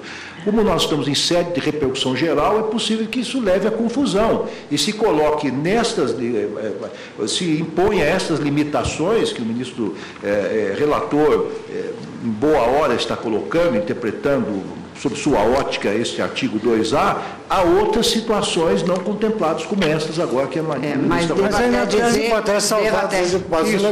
devo até dizer que o ministro Marco Aurélio, na sessão de quinta-feira, hoje também realçar alguns pontos do seu voto, ele foi expresso ao anotar que estamos diante de uma situação em que aqui é uma ação específica. Isso consta do voto e isso é importante porque nós temos adotado exatamente a visão minimalista. Mas, ministra Rosa Weber, Vossa Excelência tem a palavra para voto. Não, ministro Lewandowski, o ministro Fux é que tinha me concedido uma parte. Não, mas é o momento do voto para votar. Mas agora o voto agora. Concede a palavra para o voto integral. Como concede a palavra? É a vez dela votar. Não, mas ela que concede, se quiser, Vossa Excelência, uma parte. Devolvi a palavra para Vossa Excelência. Não, foi feita agora uma análise, só um parênteses, foi feita agora uma pesquisa, já dei ciência à ministra Rosa, em todos os tribunais constitucionais onde há mulheres, o número de vezes em que as mulheres são aparteadas é 18 vezes maior do que entre os meninos. Vai ver com um pouco que não é mesmo. E vou dizer mais, a ministra Souto-Maior, a Justice, me perguntou, e lá como é que é? Eu falei, lá em geral, eu e a ministra Rosa não nos deixam falar, então nós não somos interrompidas. Mas agora é a vez da ministra Rosa, por direito constitucional, votar. Tem a palavra, ministra. Tá certo. Eu acho que a grande dificuldade, senhora presidente e senhores ministros, que aqui se apresenta é que, na verdade, nós estamos a votar uma tese, e nesse ponto eu estou inteiramente de acordo com o voto, como sempre brilhante do eminente relator, restrita à representação processual quando a ação foi proposta com a associação em substituição processual. É tão interessante, mas, de qualquer maneira, já estamos em fase de execução e entendo eu que o título executivo, ele se formou com a associação na condição de substituto processual. Mas não importa, porque, como bem colocou o ministro Marco Aurélio, o próprio recurso extraordinário ele vem por violação, nesse ponto, do artigo 5º, 21.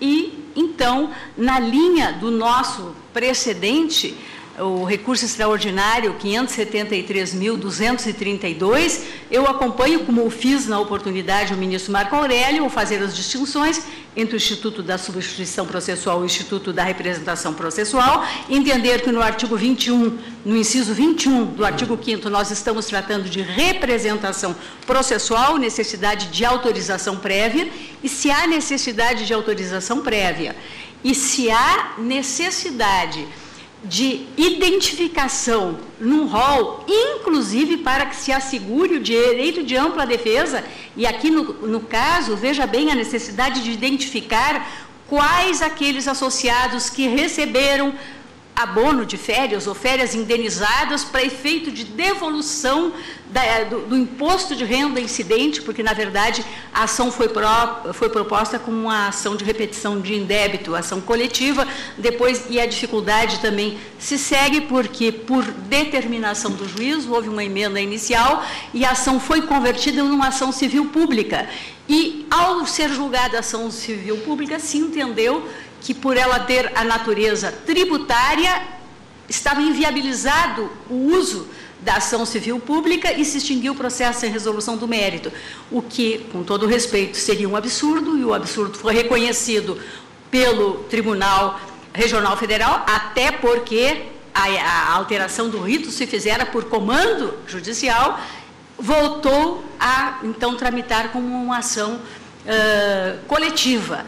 E na ação coletiva, sabemos, pelo menos é a minha compreensão, o sindicato poderia atuar, sim, como substituto processual, e aí estaria, na minha compreensão também, digamos assim, dispensado de todos esses requisitos. Mas, então, adstrita a tese da representação processual, eu peço todas as vênias aos que compreendem de forma diversa e acompanho o voto do eminente relator, com o adendo sugerido pelo ministro Lewandowski, no sentido de que se explicite, embora evidente, mas que se explicite.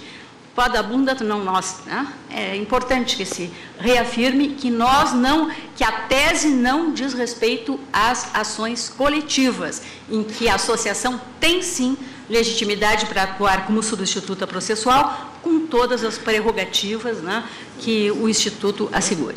É como o voto, senhor presidente. Agradeço a Vossa Excelência, ministro Luiz Fux, com a palavra para o senhor presidente, eu tenho todo o respeito pelas mulheres que compõem esse tribunal, talvez não tenha o veso esse que está tradicionalmente na estatística. Nós estávamos que Vossa Excelência com muito bom ambiente de leveza. Claro.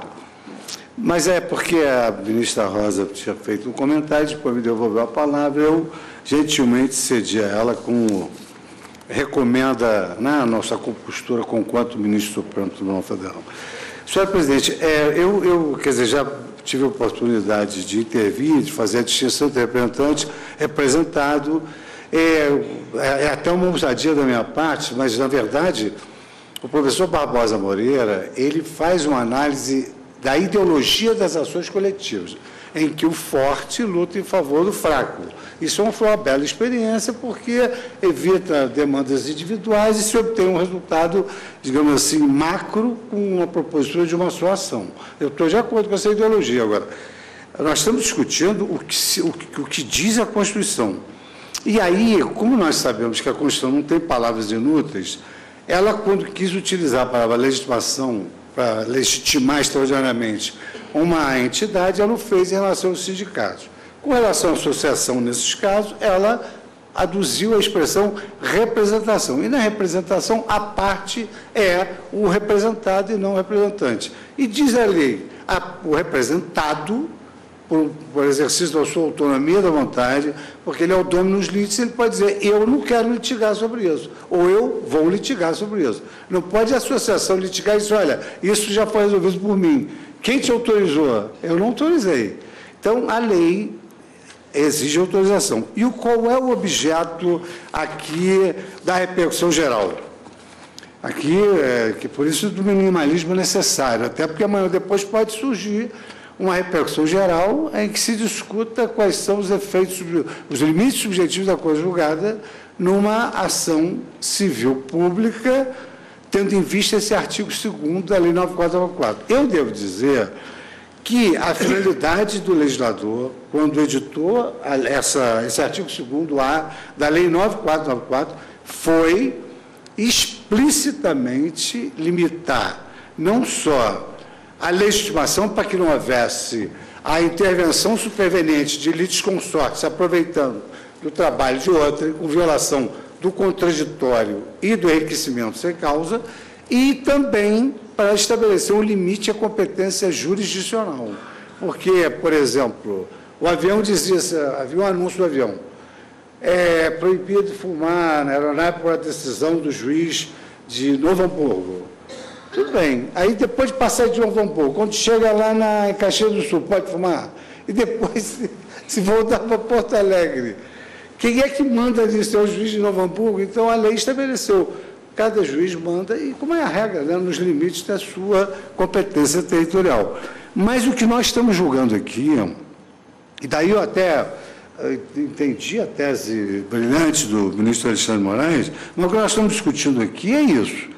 Execução de sentença, ação coletiva proposta para associação civil, substituição processual, limite subjetivo da coisa julgada, data da filiação. Saber se a coisa julgada referente à ação coletiva proposta pela entidade associativa de caráter civil alcança os não filiados à data da propositura da ação. Com relação a isso, o Supremo já tem posição firmada. Eu vou invocar mais uma vez aqui o RS 573-232, em que há votos tanto do ministro Marco Aurélio quanto do ministro Teoria, no seguinte sentido: as balizas subjetivas do título judicial formalizado em ação proposta por associação é definida pela representação no processo de conhecimento, presente autorização expressa dos associados e a lista destes juntados à inicial.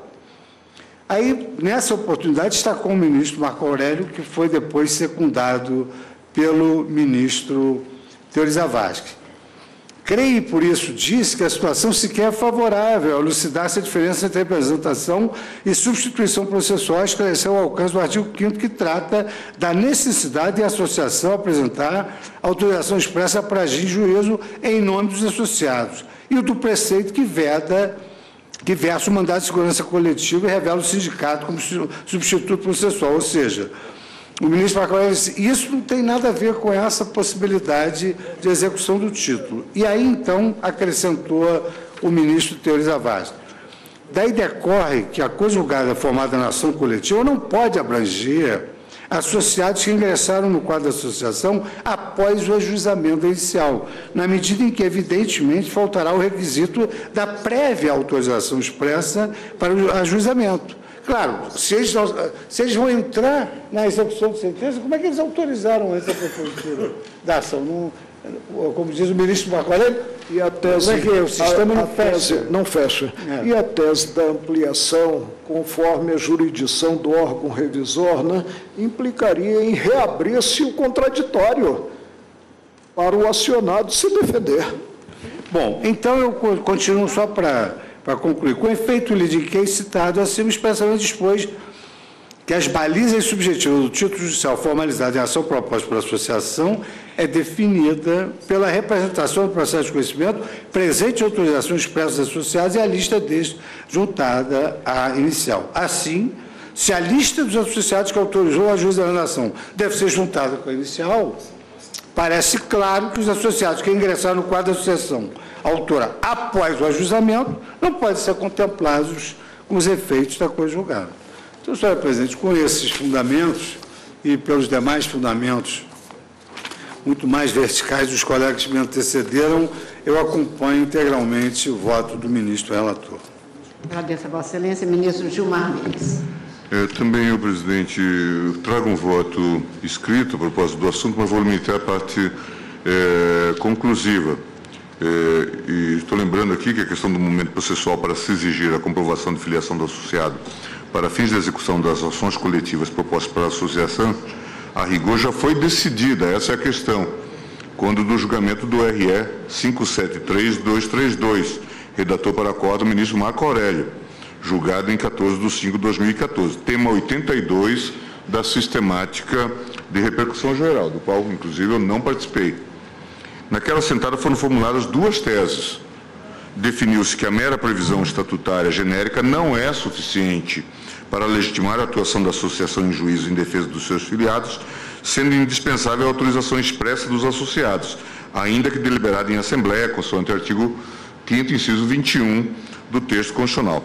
Ademais, definiu-se que as balizas subjetivas do título judicial, formalizado em ação proposta por associação, são definidas pela representação no processo de conhecimento, limitada à execução aos associados apontados na petição inicial. E a resposta à questão encontra-se justamente na parte final da segunda tese. Ora, se apenas aqueles associados filiados apontados na inicial poderão ser beneficiados pela sentença coletiva, obviamente é na instauração do processo de conhecimento o momento processual adequado para a comprovação de filiação. Caso contrário, permitir-se-ia que associados não listados na inicial ou aqueles que viessem a se associar posteriormente pudessem ser atingidos pela coisa julgada. Eis a ementa do julgado. Representação, associados, artigo 5º, inciso 21 da Constituição, alcance o disposto no artigo 5º, inciso 21 da Carta da República, encerra a representação específica, não alcançando previsão genérica do Estatuto da Associação a revelar a defesa dos interesses dos associados. Título executivo judicial. As balizas subjetivas do título judicial, formalizado em ação proposta por associação, é definida pela representação no processo de conhecimento presente a autorização expressa dos associados e a lista destes juntadas à inicial. É isso que está no RE. Naquela oportunidade, o ministro Marco Aurélio, que inaugurou a divergência, assim se pronunciou. Eu transcrevo e digo, e na parte que interessa digo. Quer dizer, disse o ministro Marco Aurélio: presidente, não vejo como se possa, na fase que é da realização do título executivo judicial, alterar esse título para incluir pessoas que não foram inicialmente apontadas como beneficiárias na inicial da ação de conhecimento e que não autorizaram a associação a atuar como exigido no artigo 5º, inciso 21 da Constituição Federal. Por isso até tinha notado que a discutir isto ou rediscutir isto, nós estaríamos a fazer uma revisão da tese que restou assentada. E aí, então, eu estou avançando para dizer: admitir a inclusão de beneficiários de sentença coletiva posterior implica em grave insegurança jurídica para o réu, no caso a Fazenda Pública, uma vez que não permite a este avaliar ou prever efetivos custos da demanda. Agora o ministro Fux também já ressaltou esse aspecto. No caso da Fazenda Pública, a própria sistemática de precatórios, prevista no artigo 100, revela a preocupação do legislador constituinte que, com uma certa previsibilidade nas obrigações do erário reconhecidas em sentenças judiciais, de modo a não comprometer a prestação do serviço. No mesmo sentido, destaca-se a preocupação do legislador complementar, na Lei Complementar 101, e aí cito, que busca identificar os passivos contingentes e outros riscos capazes de afetar as contas públicas, dentre os quais destacam-se as sentenças judiciais contra a Fazenda Pública. Admitir que pessoas não apontadas no inicial também pudessem aproveitar do título executivo judicial da ação coletiva, faria com que os mesmos se aproveitassem da interrupção da prescrição que se opera nos termos do artigo 240, parágrafo 1º do novo Código de Processo Civil. Eu digo também que não procede o argumento ad terrorem, no sentido de que será o fim da tutela coletiva, que busca conferir racionalidade, uniformidade e celeridade aos processos judiciais. Com o advento do novo Código de Processo Civil, com a sistemática da repercussão geral e de julgamento de recursos repetitivos, fortaleceu-se o respeito aos precedentes judiciais, de modo a assegurar a uniformidade e celeridade dos julgados. E aí eu cito o dispositivo já conhecido, multicitado aqui, do artigo 927 do Código de Processo Civil, a propósito da matéria. Isso tudo vem sem implicar violação aos direitos e faculdades processuais da parte contrária. O voto do ministro Marco Aurélio, nessa linha, sustenta no RE 573-372, sustenta, inclusive, que abrir a possibilidade de inclusão de filiados a posteriori implicaria violação ao princípio do contraditório e da ampla defesa, eis que o réu não sabe contra quem está litigando. E admitir que pessoas não apontadas na inicial possam se aproveitar do título executivo da ação coletiva irá incentivar a captação de associados filiados por associações civis após a sentença condenatória coletiva. Esses se filiaram à associação civil sem qualquer risco e custos associados à demanda para se beneficiar da sentença proferida em processo de conhecimento do qual não participaram. Vide a propósito os custos promovidos por uma associação sob o título Execuções individuais dos títulos de ações coletivas do plano de verão destinados a associados ou não associados, conforme se pode inferir do texto, desconto de 20% para associados. E assim, pode-se distorcer todo o sistema. Outro aspecto que é importante, que eu ressaltei, é que a ação coletiva, a meu ver, nesses termos, ela traduz, portanto, uma concepção que envolve também a própria autodeterminação e a autonomia individual.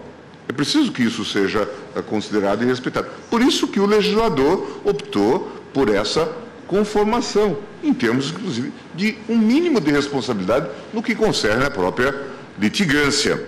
De modo que hoje também estou acompanhando o ministro relator, negando provimento ao presente recurso para julgar improcedente o agravo no instrumento interposto, em sede de cumprimento de sentença em ação ordinária, e ressalto que, aqui, em termos de tese para repercussão geral, se fosse o caso, mas acho que o relator não expediu. Não anunciou ainda, eu vou passar a palavra assim para proclamar o resultado de mérito. E aí eu só estou acrescentando que a palavra substituídos, constante do artigo 2º-A da Lei 9494, com a redação da MP 2180, deve ser lida como representados, na linha do que foi exposto pelo relator, uma vez que se trata de representação processual nos termos do artigo 5º, 21 da Constituição, na linha do que já foi falado também. Só uma questão de justiça, eu não citei, para abreviar, mas nas anotações do meu voto, eu cito o RE 885-658 da relatoria de Vossa Excelência, ministro Gilmar Mendes, exatamente nesse mesmo sentido. Pois é. Com as venas de estilo, claro, a divergência. Bom, também eu tenho um voto escrito, que não vou ler, até porque as discussões já deixaram patentes os fundamentos de todas as compreensões. Estou acompanhando o ministro relator no sentido de negar provimento, até porque, como já foi aqui repetido, a representação exige que alguém se presente como aquele que se quer fazer presente pelo outro, que é o representar. E, então, neste caso, efetivamente, a legislação, ao fazer esta previsão, faria exatamente esta adequação no sentido da limitação, como foi exposto aqui, e para evitar que nós tivéssemos uma substituição, também enfatizado no voto do ministro relator e de vários ministros. A ministra Rosa Weber fez questão de frisar com muita ênfase essa distinção, para que a gente tenha a congruência entre o que se tem o acesso à justiça, a garantia de aceder à justiça segundo a sua vontade, especialmente e particularmente no caso de entidades como a das associações, razão pela qual farei a juntada do meu voto, mas acompanho o relator no sentido de negar provimento ao recurso. E proclamo o resultado quanto ao mérito, antes de passar a palavra ao ministro relator para a tese. Negado provimento ao recurso extraordinário, nos termos do voto do ministro relator, vencidos o ministro Lewandowski, que provia o recurso, e parcialmente os ministros Alexandre de Moraes e Edson Fachin. Eu passo a palavra ao ministro relator para a tese. Presidente, embora não sendo alfaiate, confeccionei ementa para o acordo e também uma tese. A ementa: execução, ação coletiva, rito ordinário, associação, beneficiários.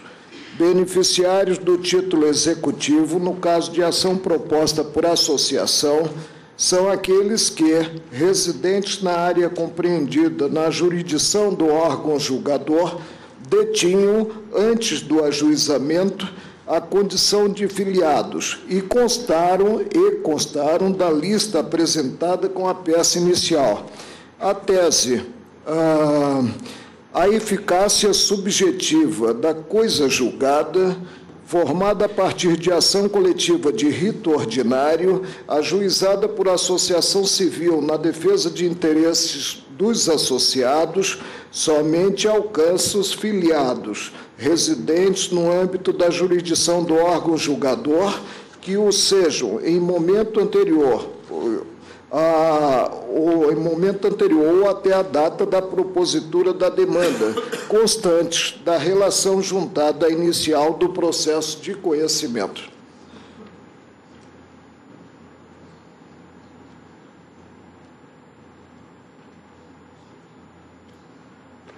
Esta é a tese.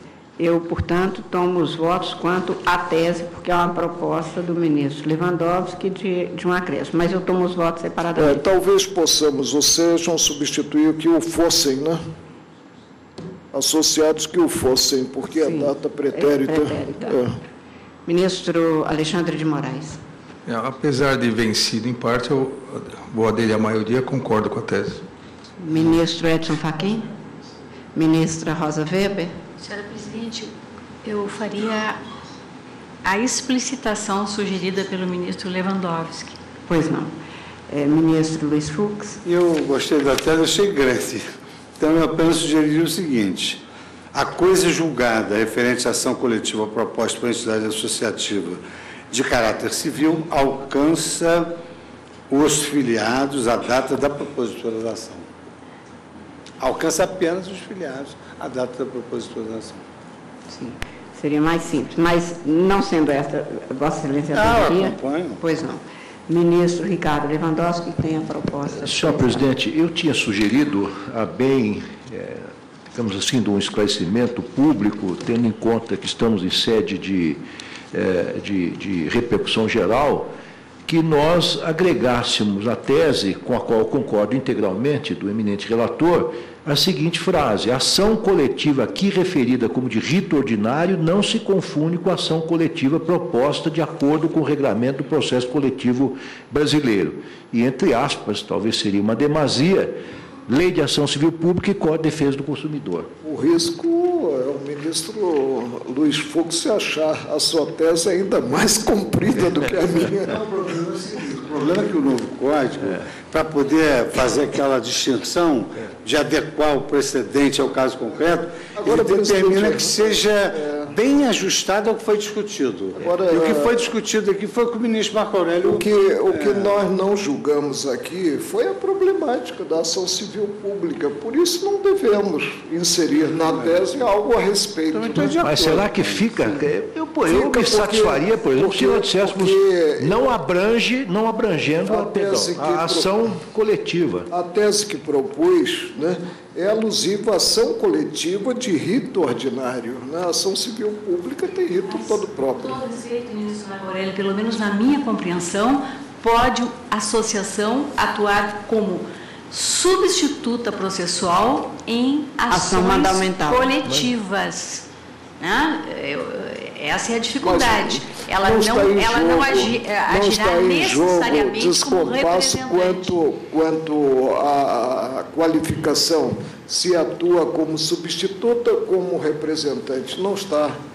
O recurso não devolve ao Supremo, né, o conhecimento dessa matéria. Vamos deixar para outra ocasião. Ouço o ministro Ricardo Lewandowski. Olha, senhor presidente, se isso ficar bem explicitado, seja em ata, ou seja nesses nossos optedidos na tese. Na própria tese. Bom, se o próprio relator... Categoricamente, a ação ordinária, ação de cobrança seria de rito ordinário. Eu trabalho no Supremo com respeito sempre máximo ao que propõe o relator. Se Sua Excelência está assegurando de que na tese proposta e no voto que desenvolve está circunscrito o tema a esse processo de conhecimento, de rito ordinário... A essa espécie de ação. Então, eu me dou por satisfeito. Sim. Eu me dou por satisfeito, porque a tese tem que ser realmente minimalista. Mas a ministra Rosa Weber traz aqui, eu vejo que não se conforma, traz um... Não é que eu não me conforme, eu tenho essa dificuldade. Veja bem, Código de Defesa do Consumidor, artigo 81, parágrafo único. A defesa coletiva será exercida quando se tratar de... Aí, direitos difusos, interesses ou direitos coletivos, interesses ou direitos individuais homogêneos. Os três incisos. Aí vem no artigo 82. Para os fins do artigo 81, parágrafo único, a que acabei de me referir, são legitimados concorrentemente. 4. Inciso 4. As associações legalmente constituídas há pelo menos um ano e que incluam entre seus fins institucionais a defesa dos interesses e direitos protegidos por este Código, dispensada a autorização assemblear. Aí contraria a Constituição Federal e passamos a interpretar a Constituição Federal à luz do Código Consumidor. Não, mas não é isso. O que eu quero dizer, ministro Marco Aurélio, é que me parece que a disciplina é muito ampla. O ministro Fux acabou de manifestar preferência pela tese minimalista, pelo risco de nós consagrarmos aqui algo que não foi discutido nesse processo. Com uma visão, por isso que eu ficaria satisfeita só com a restrição apresentada. É por isso que eu estou justamente nessa linha da ministra Rosa Weber, incluindo na minha exceção, ou seja, não se incluindo na tese, a Lei da Ação Civil Pública e o Código de Defesa do Consumidor, que tem um regulamento especial e que tem, por sua vez, possui raízes na própria Constituição. Nós não estamos interpretando data vênia a Constituição a partir da lei, mas nós estamos aurindo essa distinção diretamente da Constituição. Eu faço o registro dos votos, portanto. Dos dois, tomo o voto do ministro Gilmar Mendes. Também eu acompanho o relator e proclamo o resultado. Presidente. Pois não?